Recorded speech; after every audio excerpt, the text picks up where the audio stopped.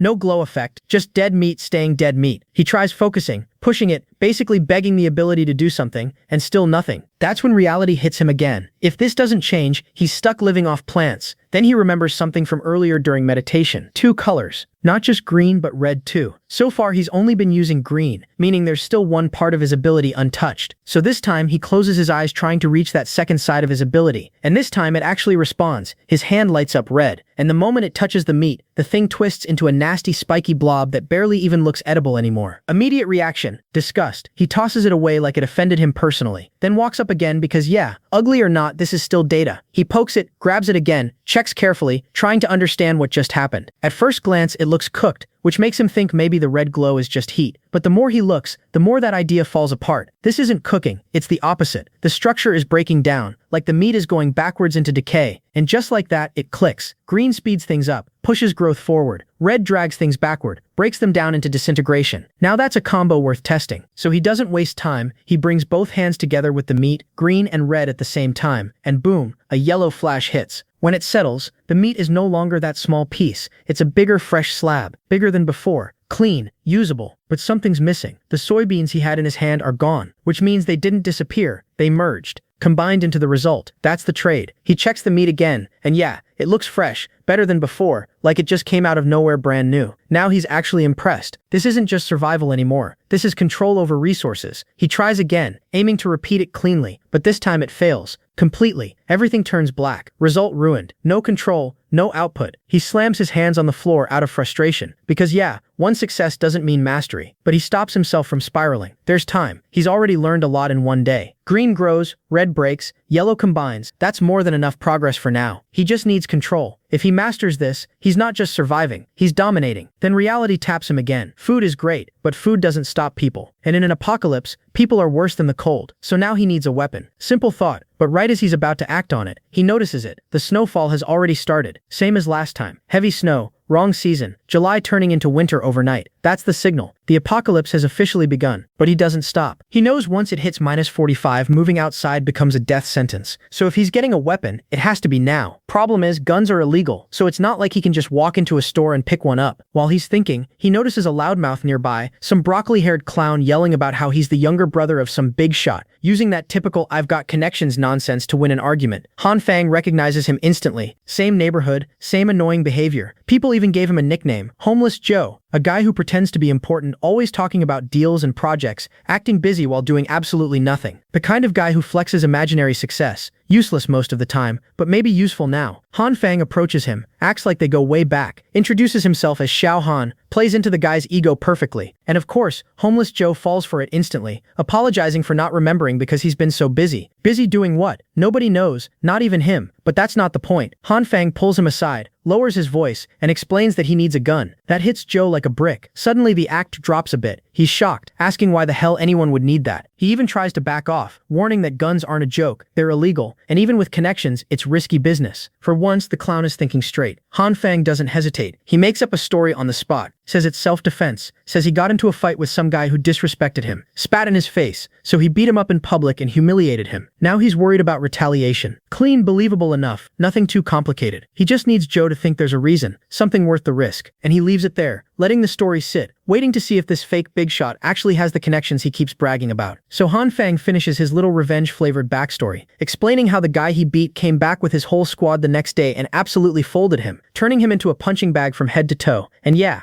after getting clowned like that, wanting a weapon suddenly makes perfect sense. Homeless Joe, instead of focusing on the actual point, locks onto the spitting part like it's a national crime, and starts acting morally outraged, saying that kind of disrespect deserves punishment, completely missing the bigger picture. But whatever, at least he's on board. The guy throws an arm around Han Fang like he's some big brother savior and promises to handle everything, saying he'll call his big brother and fix the situation. For once, his fake confidence actually lines up with what Han Fang needs. So no complaints here. Joe suggests they take a ride, casually mentioning his own luxury car is in servicing. Classic excuse, and Han Fang just goes along with it and shows him the car he brought. The moment they get in, Joe's eyes widen, price check mode instantly activated, and when Han Fang drops the number 700,000, this clown immediately starts acting like he just unlocked a new social status. While they're driving, Joe is already taking photos like he owns the thing, posting it with captions like it's his ride. Zero shame, full delusion. Meanwhile, they pull up to his so-called connections, where his big brother's group is just chilling around a fire, talking about how messed up the weather is. Han Fang stops the car. Joe hops out acting like he just pulled up in his own imported beast, and the other guys actually believe it for a second, asking if that SUV is his. And this man really doubles down and says yeah, bought it with his own money, right in front of the actual owner. Bold isn't even the word anymore. Then comes the main event. Joe drags Han Fang inside to meet the boss. And yeah, the guy looks exactly like you'd expect. Tattoos everywhere, face saying don't waste my time. First reaction, he's already annoyed seeing Joe, basically telling him to get lost. But Joe pushes forward anyway and throws Han Fang under the spotlight, saying his friend wants to buy a gun. Now the boss actually pays attention, gives Han Fang that stare like he's sizing him up, and Han Fang is just standing there thinking yeah, this could go wrong real fast. The boss isn't impressed, more annoyed that they came all this way for something as basic as a handgun, but still, he tells one of his guys to bring one. They toss it over, price set at 6,000, simple deal. But Han Fang didn't come here for a toy. He looks at it and basically says, nah, this isn't it, asking for something bigger, something with a scope. Straight up asks for a sniper rifle, like he's browsing an online store. The room goes quiet for a second because yeah, that's not a casual request. The boss immediately checks him, reminding him he's not here to shop around like this is some mall, and that he's in no position to make demands. And right when things are about to turn messy, Homeless Joe jumps in again with another one of his ridiculous stories, this time talking about how Han Fang's wife cheated on him 3 times, turning the whole thing into some emotional drama. The boss actually eats it up, gets fired up on Han Fang's behalf, like he just watched a tragic movie, and somehow that nonsense flips the mood. In the end, the boss agrees, says he'll arrange the sniper, but it'll take a few days, and tells his guy Chang to also prepare a semi-auto. On top of that, he tosses in the handgun for free, calling it a gift. That actually catches Han Fang off guard because yeah, he didn't expect charity from a guy like this. He plays it right, shows gratitude, and then casually drops something valuable in return. He mentions that he's got connections with the government and warns them that the weather is only going to get worse, that supplies will run out soon, so they should stock up while they still can. This time he's not joking, his tone is serious and it lands. The boss actually listens and accepts the advice, and just like that, the deal wraps up clean. On the way back, Homeless Joe is hyping himself up like he just negotiated a $1 million deal, talking about how he handled everything perfectly and how lucky it was that his brother was in a good mood today. Meanwhile, Han Fang just goes along with it, even offering to buy him cigarettes, because honestly, for once, this walking cap actually delivered something useful. Homeless Joe starts off acting like some generous saint, nodding along like, yeah bro, I got you. But the moment Han Fang mentions a reward, this man's morals immediately evaporate, and he casually asks for 8 cartons of cigarettes like he's negotiating a business merger instead of helping a guy with a broken leg. Priorities completely cooked. While Joe is busy calculating how many packs he can flex later, Han Fang is already mentally checking off his apocalypse list. Food, fuel, weapons, base, everything lined up. Only thing left is mastering his ability and fixing the food situation. Then it's smooth sailing, or at least that's what he thought, because karma clearly said not today. Mid-walk, bro suddenly slips right in front of Joe and hits the ground hard, and this isn't some light fall either. His leg is instantly done, pain shooting through him while he's just sitting there trying to process how his perfectly planned life just got sabotaged by gravity. He hands over the car keys, telling Joe to drive them to the hospital. Simple solution, except this genius quietly admits he doesn't even have a license. Of course he doesn't. So now instead of a smooth ride, it turns into a tragic buddy scene where Joe tries to support him like a broken shopping cart, and Han Fang immediately rejects that suffering and calls a taxi because he'd rather pay than experience whatever this is. Cut to the hospital, chaos everywhere, snow getting worse outside, people flooding in, and right at the center of it is the head nurse, Jinyan, running the night shift like she's carrying the whole building on her back. She's watching the snow pile up while getting called left and right because the place is understaffed, and meanwhile Han Fang gets the confirmation he didn't want: fractured leg, 1 hour observation, meds after that. Perfect timing. Man prepared for the end of the world but got countered by a slippery floor. Joe, still playing businessman, dips out saying he's got deals to handle, leaving Han Fang alone with a busted leg and zero support. Classic. Now the hospital is packed, lines everywhere, people panicking because the weather is clearly not normal, and Han Fang is stuck waiting for meds like it's the last boss fight before discharge. That's when he spots Jinyan working in the distance, moving between patients, checking pulses, handling everything like a pro, and yeah, bro gets distracted instantly. Young, kind, efficient, and somehow still calm in this mess. No wonder everyone relies on her. Han Fang just stands there watching, already impressed, because yeah, after everything he's been through, this is a very different kind of presence. Then an old man calls her over, complaining about back pain, and she responds politely even though she's clearly overwhelmed, telling him it might take some time. But this guy isn't here for treatment, he's here being a creep. While she's focused on helping him, he sneaks a camera under her to take photos, and she doesn't even notice because she's actually doing her job properly. She promises to come back with an x-ray later, but this guy isn't done. He escalates and starts touching her, and she still thinks he's just a patient needing help. That's when things cross the line completely, and before he can continue, Han Fang launches his crutch straight into the guy's face.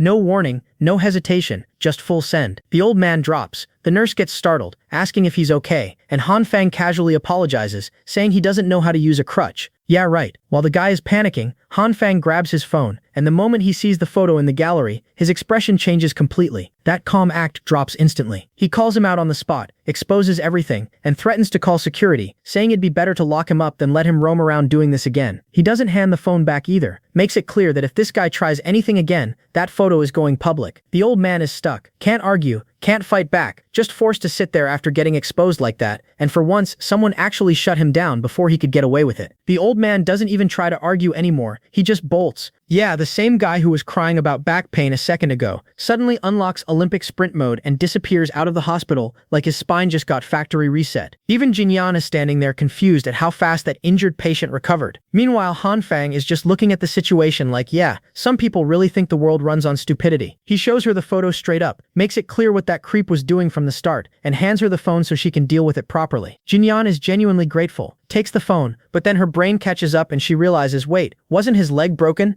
And that's when reality hits Hanfang too. Adrenaline wears off, pain kicks in like a truck, and bro immediately starts yelling because yeah, fractured leg plus hero moment equals consequences. A bit later, she patches him up properly, does her job clean, and now the pain is manageable again. She thanks him sincerely, promising she won't let anyone take advantage of her again. But while she's saying all that, his foot is literally pressed against her chest because of the way she's treating him, and Hanfang just quietly concludes, yeah, this girl is still way too naive for her own safety. Before anything else happens, she gets called again, runs off in a hurry like the overworked MVP she is, reminding him to come back in a week for a checkup. Hanfang just watches her leave and already knows that follow-up is never happening because in 1 week, the world is cooked. He leaves with that thought sitting heavy in his head. Next day, things escalate fast. The weather goes from bad to worse. News everywhere, temperatures dropping globally, and now even places like Dubai and Egypt are getting hit with heavy snow like the planet just forgot how geography works. Experts from dozens of countries rush into emergency meetings trying to explain it, and they go with the usual safe answer, temporary phenomenon, will pass soon, stay indoors. Basically calm the public down before chaos starts. Hanfang hears all that and just mentally laughs it off because he already knows it's complete nonsense. Same lie he believed last time, same setup before everything collapsed. Not this time though. This time he's chilling in his modified room, heater running, supplies stacked, fully prepared. Outside the world is panicking. Inside he's basically in premium survival mode. Meanwhile, the building group chat turns into a battlefield. Residents are losing it, complaining about the cold, saying they can't stay warm, demanding the property management fix the situation like they've got control over the weather itself. And right in the middle of that chaos, one anonymous message drops the truth bomb. Ice Age apocalypse is coming. Snowstorm isn't random. It's something happening from within the earth. That instantly catches Hanfang's attention. That's not normal knowledge. That's not something random people should know right now. His brain immediately flags this mystery person as a problem, because he was supposed to be the only one with this information. Now suddenly someone else is speaking like they've seen the same future. The chat keeps spiraling. Residents turn into an angry mob, blaming management for everything, threatening refunds, acting like snow is part of the maintenance package they paid for. Property management is panicking on the other side, apologizing non-stop but having zero solutions, because obviously they can't fight a blizzard. People aren't hearing it though, they just want someone to blame. Hanfang watches all of it like background noise, already done with these pointless arguments. To him it's obvious, no one here understands what's coming. Then one guy, Jang, steps in with actual common sense, telling everyone to calm down, saying they should help each other instead of making things worse, because natural disasters aren't something management can control. Finally, one person using their brain, but of course not everyone likes that, because when panic hits, logic is usually the first thing that dies. These residents don't just disagree with Jang, they straight up jump him for it, acting like he committed a crime for using common sense. Instead of calming down, they start calling him out like he's siding with management, when the guy is literally just saying arguing won't melt snow.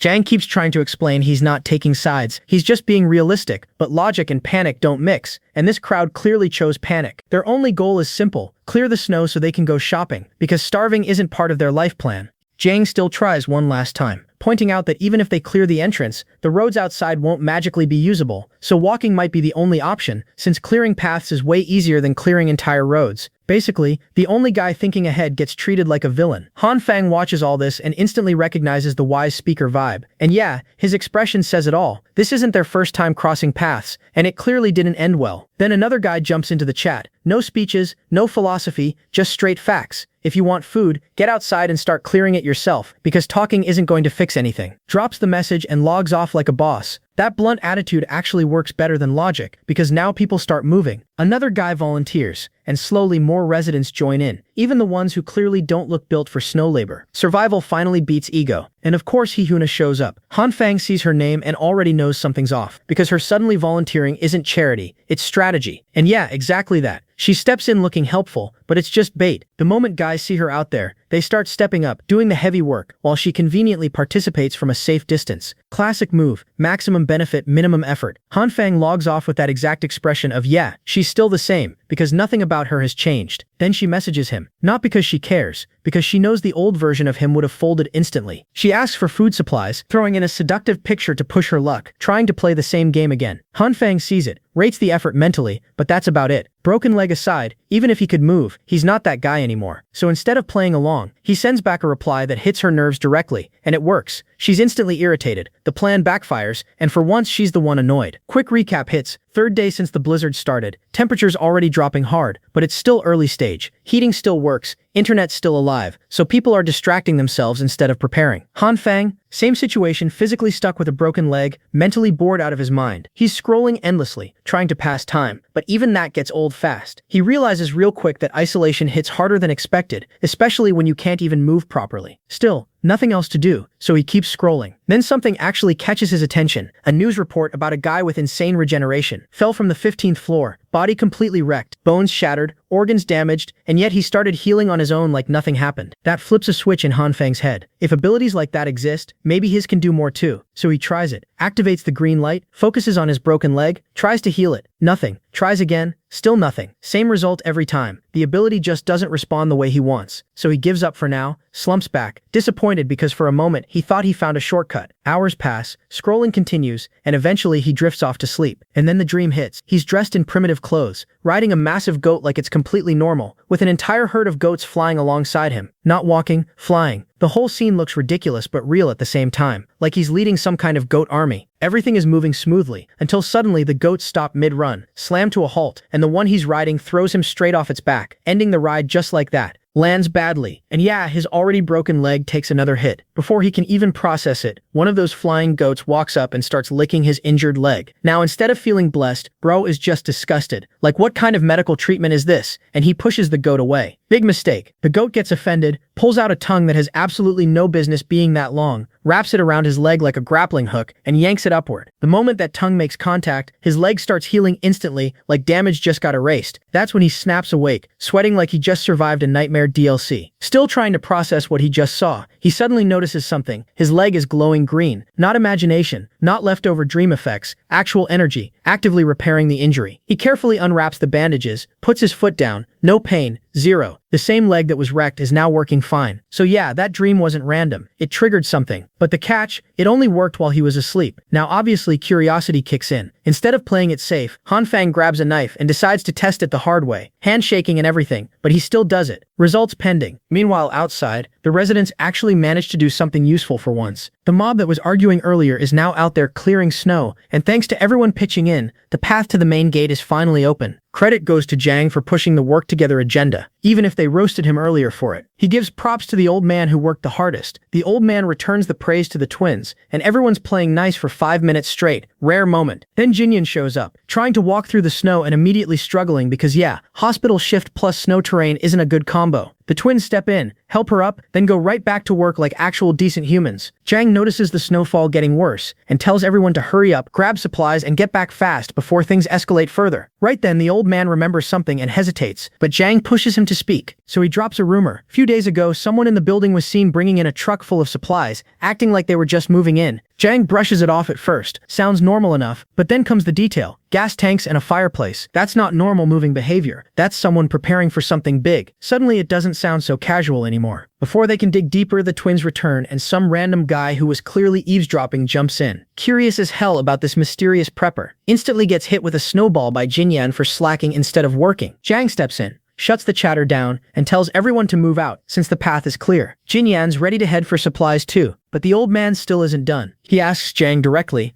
what if that guy already knew the blizzard was coming? Jang pauses, then plays it safe, says the storm will pass soon, no need to panic, and even if it doesn't, having someone stocked up nearby might actually help everyone survive. Smart answer, avoids panic, keeps things neutral. The group moves toward the store, but the storm starts hitting harder, forcing everyone to speed up. And while all that is happening outside, Han Fang is inside his apartment, still passed out from earlier, completely unaware of the neighborhood turning into a survival squad. Then knock knock. He wakes up, hears a familiar voice, opens the door, and it's homeless Joe, holding the goods. Delivery successful. The boss kept his word. Joe explains that Brother Lee handled it, since he already stocked up and doesn't need to run around like everyone else now. Basically, man secured his future early, and now he's chillin'. Han Fang is actually grateful because coming out in this weather isn't exactly easy. But Joe didn't just bring weapons. He brought news. Apparently, rumors are spreading about something crazy. A supermarket in the Eastern District got completely wiped out overnight. Not looted halfway, completely empty. When the gang cleared the snow and checked it, nothing was left, not even scraps. Han Fang hears that and pauses. That's not normal. Clearing an entire supermarket in one night? That's not desperation, that's something else. Something calculated. And if it really happened the way Joe says, then someone out there is moving way ahead of everyone else. Maybe even ahead of him. Now this is where things start getting real for Han Fang, because that supermarket incident doesn't sit right with him at all. Bro realizes something is off compared to his previous life. This isn't just Apocalypse 2.0 anymore. Something extra is cooking in the background. And the worst part? He's not the only one with broken game mechanics anymore. For a second he's deep in thought. Then Brother Lee cuts in, gives him a simple warning. Dress warm, don't be careless, and dips out. Straightforward guy, delivers goods, drops advice, leaves. Door closes, silence hits, and now Han Fang finally gets to think properly. He runs through everything again, trying to make sense of that overnight supermarket wipe. Only conclusion he lands on? Someone with cheat code level ability. The kind you see in novels. Inventory space nonsense. Infinite storage. Pick everything up and vanish type. And once that thought clicks, the answer is obvious. If he has powers, someone else definitely can too. That realization hits different. Now it's not just survival, it's competition. No more wasting time. He immediately switches into testing mode, opens up his diary like a proper tryhard, and starts breaking down everything he knows about his abilities so far. Green light, red light, plant reaction, meat reaction, growth, duplication, heating, all noted, but the main issue? This ability is inconsistent as hell. It works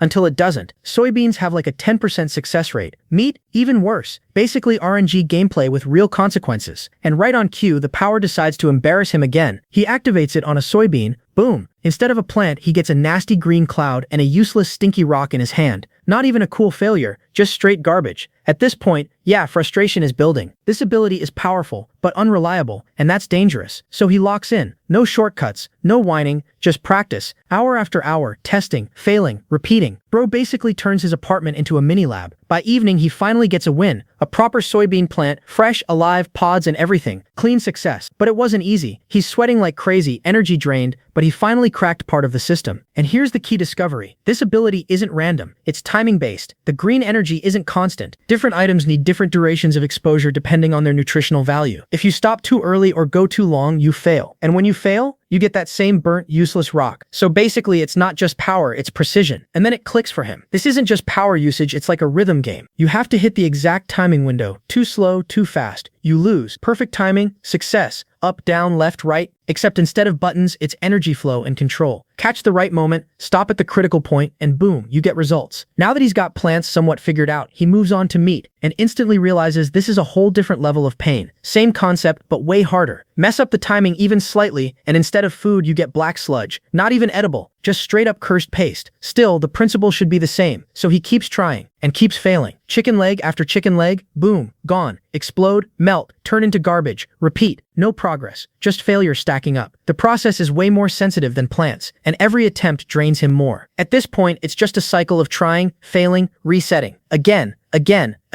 and eventually, yeah, his patience snaps. Han Fang is completely fed up, straight up yelling at his own ability like it personally betrayed him. Because this thing isn't just hard, it's disrespectfully hard. But quitting? Not happening. Outside, the snow keeps getting worse. Temperature dropping like the world is trying to uninstall itself. And inside, this guy is still grinding like it's a ranked match he refuses to lose. The kitchen is already a disaster zone. Failed attempts everywhere, but he keeps going. One last chicken leg left. Last attempt energy. Now he's fully locked in. Red, green, timing, control, up, down, left, right. Like he's sweating over a rhythm game where one mistake sends you back to level 1. Every move matters, every second matters, and if he messes up, it's restart again. Tension hits peak, hands steady, brain focused, and finally success. The chicken leg doesn't explode, doesn't turn into cursed sludge, it grows. Huge. Clean result. Han Fang just lets out that exhausted yeah, worth it type energy and drops to the floor, completely drained but satisfied. After all that suffering, he finally cracked meat synthesis. That's not just progress, that's survival secured on another level. Meanwhile, outside, the world keeps spiraling. News reports roll in saying it's already the third day of this snow disaster, July 17th, and the entire country is getting hit the same way. They start throwing big words around. Once in thousands of years disaster, emergency measures, authorities doing their best. Same script, different day. Han Fang wakes up to it like background noise, because he's heard all this before. before. Promises about fixing electricity, restoring transport, humanitarian aid coming soon. Basically just wait a little longer, propaganda. Then his phone starts blowing up, notifications stacking up like spam. Group chat is active again, and yeah, curiosity wins. He opens it, chaos. Everyone arguing about the news, half of them still trusting the government, the other half already preparing for worst-case survival mode. And then one voice cuts through the noise. Old Uncle Lou. This guy isn't buying anything. Straight up calls out the lies. Says if things were under control, help would already be there. Instead, he drops something heavy. Rumors about the government gathering tanks, armored vehicles, heavy weapons in the capital. Not for rescue, for war. That word hits the chat like a bomb. Silence for a second, then panic explodes. People asking if it's true, if they're basically doomed if war is coming on top of everything else.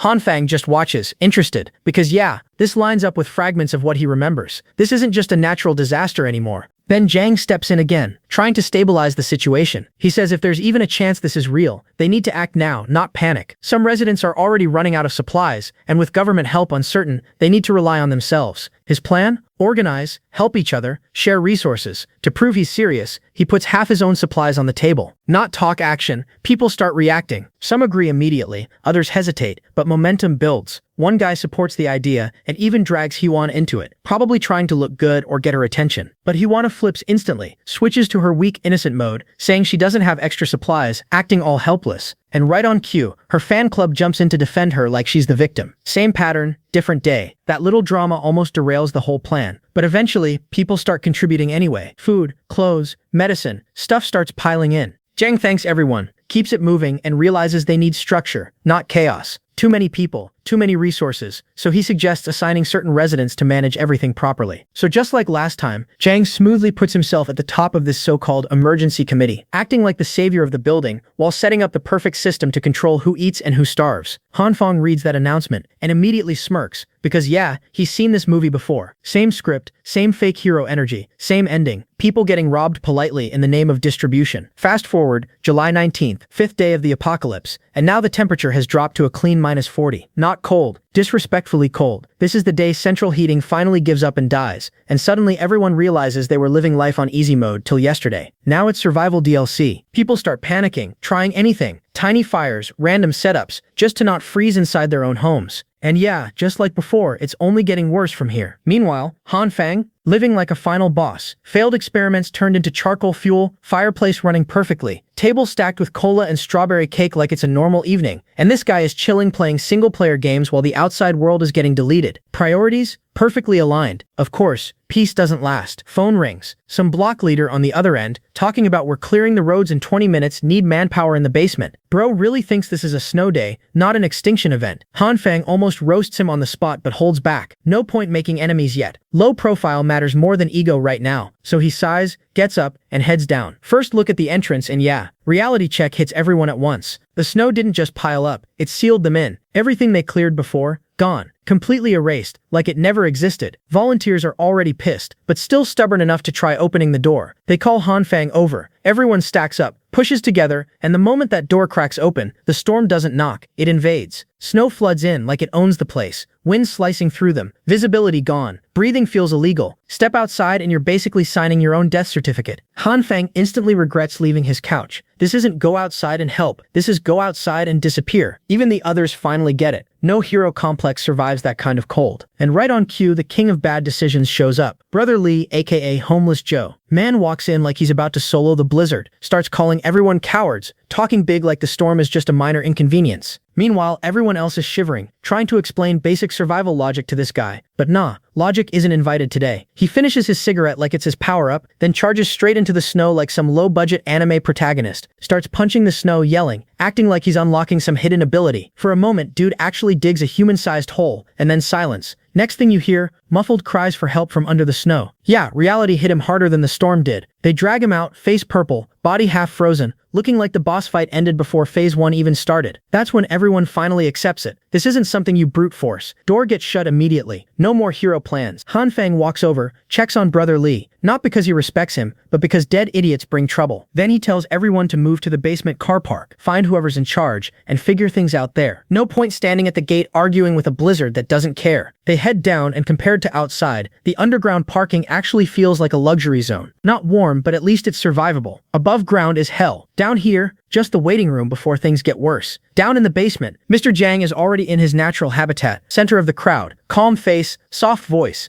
looking like the kind of guy people trust way too easily. Reports come in from the lobby, and he immediately decides the snow clearing operation is off for now, and just like that, he redirects everything toward the basement car park, turning it into the official donation and collection point. Smooth move, too smooth. Han Feng stays in the back, quiet, just watching, because yeah, first time seeing this guy in person, but he already knows exactly what kind of leader he is. Polite voice, kind face, and a brain that's already calculating other people's supplies like it's his inventory. Jang starts praising everyone, talking about how generous the residents are, how these donations will save lives, how unity is their strength, and the crowd eats it up. People are smiling, feeling good about themselves, thinking they're building some kind of survival community. Meanwhile, Han Feng's just standing there like, keep smiling, you'll regret that donation real soon. Because unlike them, he's already seen how this unity arc ends. Brother Lee, still shaking from his failed main character moment earlier, decides he's had enough for the day and dips out after saying goodbye. And that's when Han Feng notices her, the same nurse from the hospital, Jin Yan Shu, standing out instantly, not because she's trying, but because she's just naturally noticeable. Cute winter onesie, carrying a stack of boxes way too big for her, walking like she's one bad step away from disaster. And of course, disaster shows up on schedule. She bumps into a few guys, loses balance, and just when gravity's about to claim another victim, Han Feng steps in and catches her clean. Perfect timing. He asks if she's okay, she opens her eyes, thanks him, and then recognizes him. Now it clicks. Hospital guy. Broken leg guy. Which immediately turns into confusion because yeah, last time she saw him, he wasn't exactly in catching people mid-fall condition. Han Feng's brain starts buffering. He stumbles through an explanation about fast recovery since childhood, weakest excuse in history, but lucky for him, she's not built for suspicion. She just accepts it like, wow, that's amazing. No further questions asked. Pure innocence, zero detection system. He offers to carry her boxes. She hesitates, says they're heavy, but he insists, because obviously he's not about to let that moment go. She finally hands them over and instantly, reality punches him. These boxes are heavy, not normal heavy, suspiciously heavy. He asks what's inside, and she explains they're medical supplies she's donating. Even admits they might be too much for one person. And yeah, now he's stuck holding them, but bro's not complaining. Give him double the weight, he's still walking straight if it's for her. Meanwhile, she keeps reminding him not to push himself too hard, saying she's actually pretty strong herself. When he asks about it, she gets a bit guarded, drops a vague line about there being a reason, something that happened recently, then immediately backs off, apologizing like she said too much. That little slip? Yeah, Han Feng clocks it instantly. They keep walking, talking, and she finally asks his name. He introduces himself, she smiles and gives hers, Jin Yan Shu. And yeah, that smile hits harder than the cold outside. For a second, bro is just gone, completely distracted. But then comes the follow-up question. What does he do? And he answers honestly, unemployed. Yeah, perfect timing to fumble. Before the moment can fully die, some impatient dude barges through, bumps into her, and she loses balance again, this time falling straight onto Han Feng. No saving pose, no heroic catch, just full contact. She grabs onto him to stabilize, and yeah, her body presses right into his arm. Bro freezes, completely still, brain off, moment on. She immediately pulls back, apologizing, flustered, while he tries to respond like a normal human being. But let's be honest, he's still processing what just happened. That moment could have actually stayed clean. Smooth intro, decent chemistry, maybe even a normal human interaction for once. But nah, disaster arrives right on cue, and her name is Huana.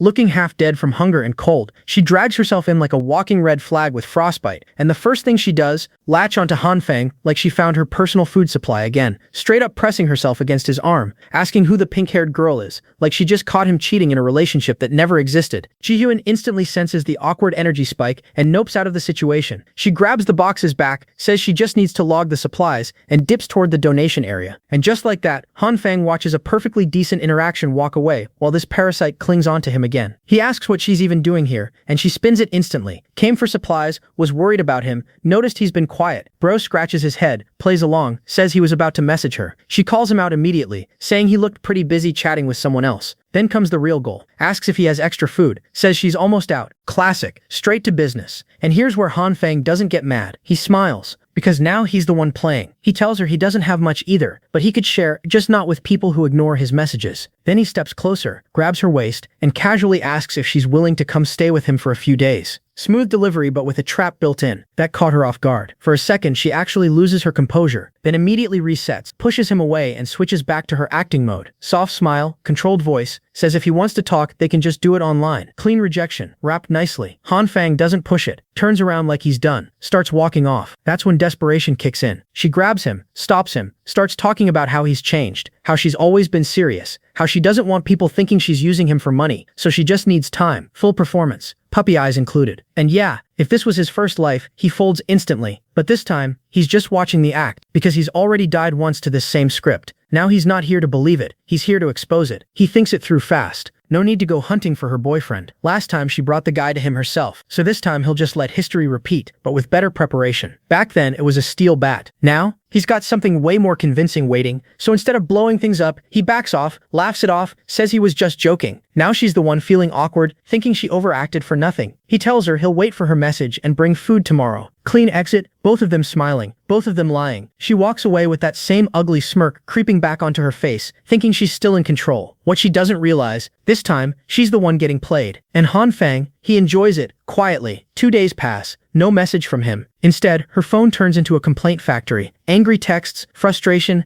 asking where her food is. Meanwhile, this guy is sitting comfortably, eating a hot steak with a drink like it's a normal dinner night, just watching her messages stack up. Honestly, nothing hits better than eating good food while watching someone who killed you in your past life slowly lose patience. And yeah, that food, that's not normal anymore. He finally figured out the method to produce actually good meat, not just edible, proper satisfying food. While everyone outside is freezing and starving, this guy is inside sweating in a bathrobe, living like the apocalypse forgot his address. But he's not just chilling, he's been testing non-stop, and now he confirms 2 key things. First, meat can't be expanded infinitely. There's a limit. Second, reproduction, that part has no cap. Same logic as the soybeans. Grow, split, reuse. Half for consumption, half for replication. And once he applies the red and green energy properly, the result is clean. Half a steak plus soybeans turns into a full piece again. So yeah, while everyone else is worrying about survival, Han Fang already solved food. And now, he's just waiting for everything else to catch up. Now that the method is locked in, Han Fang just loops the process like a cheat code. Half steak, soybeans, red and green energy, repeat. And yeah, that's basically unlimited food secured. After testing it again and again, he confirms it properly. Food is no longer a problem for him. Not survival food, actual good food. Meanwhile, the rest of the world is negotiating with starvation like it's a daily meeting. Fast forward to August 2nd, day 19 of this frozen nightmare, and the situation outside has officially gone insane. Even places that should never see snow are now buried under it. The islands near the equator, sitting at -42. Ocean freezing in real time like someone hit pause on nature. Ice layers thick enough to walk on. The kind of stuff that makes scientists look useless on live TV. Han Fang watches all this from his setup, sipping wine like it's a documentary, and just scoffs, because what they're showing, that's the toned-down version. Reality is worse. Then suddenly, boom, a loud explosion in the distance. He moves to the window, pulls the curtain, and spots a building burning. That's the 7th one in just a few days. No explanation, no pattern, just chaos stacking up. And on top of that, more military helicopters flying around the city like something bigger is happening behind the scenes.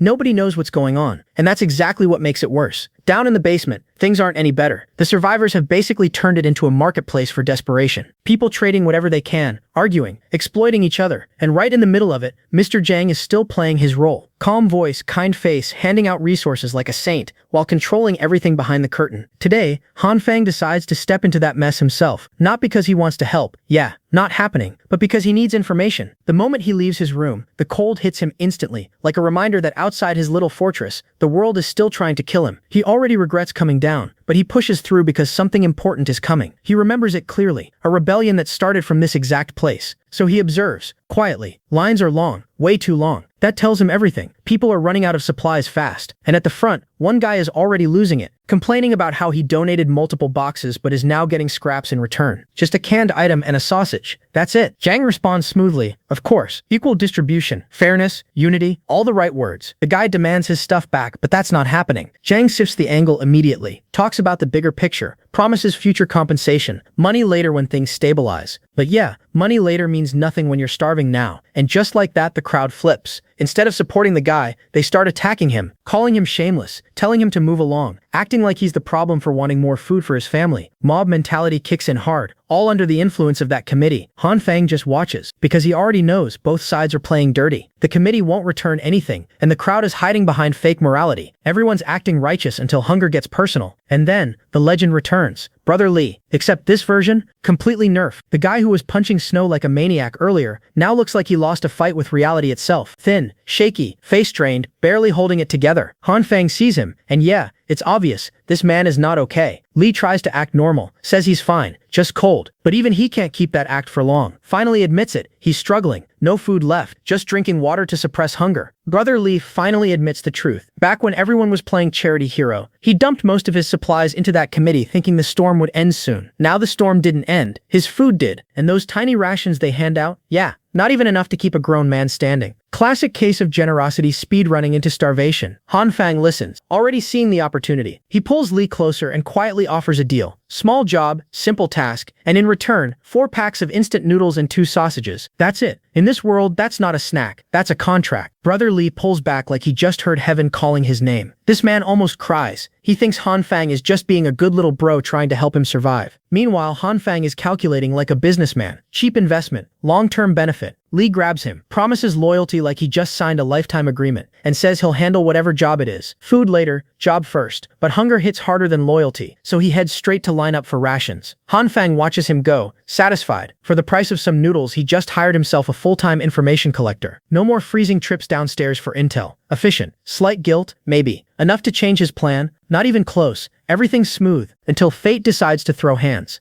Literally. He hears his name and before his brain even processes it, smack, a clean slap across his face. No warning, no buildup, just impact. And yeah, it's her, Hyuna. That's her version of hello today. Han Fang stands there stunned, not because it hurt, but because the audacity is insane. She's yelling now, loud enough for everyone to hear, calling him useless, angry he didn't reply to her messages, making sure the whole basement audience gets the show. He just freezes for a second, because this is new. In his past life she used him. This time, she's publicly disrespecting him too, and she's doing it like she still owns him. Anger spikes instantly, fast, sharp, but he doesn't explode. He breathes, cold air fogging up and switches modes. Acting mode. He apologizes. Calm voice, serious face, tells her his supplies got stolen, says he left the food outside his door for a moment to grab keys, came back and everything was gone. Claims he searched but found nothing. Clean story. She doesn't even question it properly. Just switches focus immediately, asks if he still has food left. Not concern, not sympathy, just inventory check. He says yes, barely, enough for a few days if he eats once a day. And just like that her face changes. Again, back to sweet mode. Smiling, soft voice, acting like she cares, then drops the real line, suggests they split his remaining food and survive together by eating one meal every 2 days. Yeah, that's not partnership, that's daylight robbery with emotions attached. Han Fang just looks at her internally done but externally smiling, because to her he's still the same tool. And he lets her believe it. He agrees, plays along perfectly, promises to share equally. Even when she pushes for the food right now, he delays it, says he needs time to pack. She buys it, smiles, says she'll wait tonight, leaves thinking she secured her survival plan. Han Fang waves her off politely, already planning something else entirely. Fast forward to evening, 8 p.m. She's already messaging him. No reply. 9:30 she's outside near his floor, waiting in the freezing hallway, shivering, alone, desperate, with the elevator dead after weeks of neglect. Hyuna doesn't even get the luxury of pretending if she wants that food she's climbing. No shortcuts, just stairs and regret. She swallows whatever pride she had left and starts dragging herself up the staircase, step by step, already shivering before she even hits halfway. The cold is biting, her body's weak from days of barely eating, and every step feels like it's draining the last bit of energy she has. But desperation is a strong motivator. 16 floors? Yeah, for food she's doing it. By the time she's climbing higher, even the emergency lights decide to give up, leaving the upper floors dark and quiet in the worst way possible. The kind of silence that makes every little sound feel suspicious. Then she hears something, stops, nervous, calls out, asking who's there. Answer comes flying. A black plastic bag drops straight down from above, aimed perfectly at her head. She freezes. No reaction, no dodge, just standing there waiting for impact like her brain lagged. The bag hits,